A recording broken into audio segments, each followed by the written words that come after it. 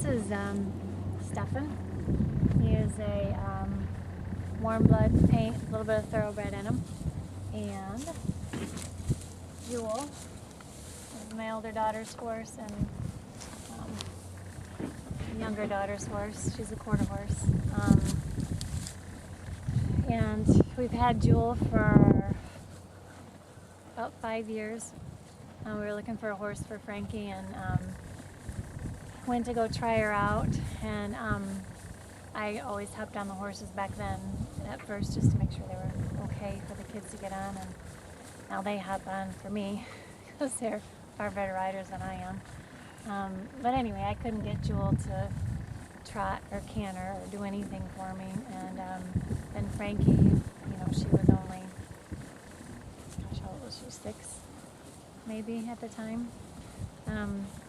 She hopped on her, asked her to trot, she trotted, asked her to canter, she cantered, asked her to side pass, she side passed. I'm like, okay, there's obviously a connection here, and so we did a vet check, and she just had the sweetest eyes, and we said, well, we'd like to say, buy her, and they said, well, we bred her, and I'm like, oh, okay, and we weren't looking to have a foal, but she was such a sweet horse. So I said, well, let's go ahead. It'll be an interesting experience. It'll be fun. So we went ahead and got her, and we have her foal. He's on our farm too. You'll meet him in a minute. But an interesting story, and we're still trying to figure Jewel out because she was the sweetest mare when she was pregnant. Would follow Frankie around like real motherly and take care of her. Once her foal was born, right away we could get close to it. We were fortunate enough to see the birth. It was amazing. But the next morning when we came out, she would not let us near the baby. And, I'm panicking, thinking, oh, everybody says you have to imprint, and, you have to spend like the first 48 hours with them, otherwise they're never going to be close to you, and they're never going to want to be around you, and they're not going to be tamed, and all this stuff, and they're telling me all this, and I'm like, I can't get near without Jewel pinning her ears back, her mouth open, coming at me, and kicking and everything. We'll come to find out later, called the previous owners up, and she had lost her first foal. They had a foal with her, and she lost it. And so you think about that in that case. She could have been afraid we were going to take the baby away. Maybe she didn't understand what happened before. So she was protecting her baby because her last one got taken away from her. So it all makes sense, looking back, but at the time,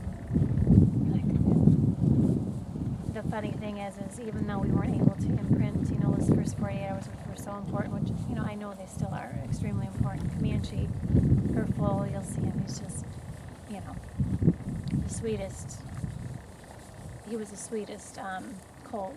We'd go in the barnyard and play with him, and she would, when we could, and we'd leave the barnyard, and he'd come up to the gate, and he would whinny, and he'd be like, don't leave, and he'd be staring at us all the way up to the house and whinnying, wanting us to come back out and play with him. So it all worked out. But since she's had the foal, something's been off, and we haven't been able to quite help her yet. I know she probably wants to have another foal. She loved being a mom, did fine until we weaned them. And that's when her behavioral things in terms of pinning her ears back and biting and started up, and occasionally she'll kick. So we've tried, some homeopathics. I've tried some oils. We've tried, orthobionomy and massage. And I think the thing that we're trying now is with Jim from Healthy Stride, our farrier, Jim Crew. It dawned on me that, something in her back hips. I think if we can get her feet balanced in her back, that will alleviate may alleviate what's going on with her. So Jim's experimenting with some things with her back feet to see if shoes would help her out or not, and it'll be interesting to see what comes of that. But she's a great horse.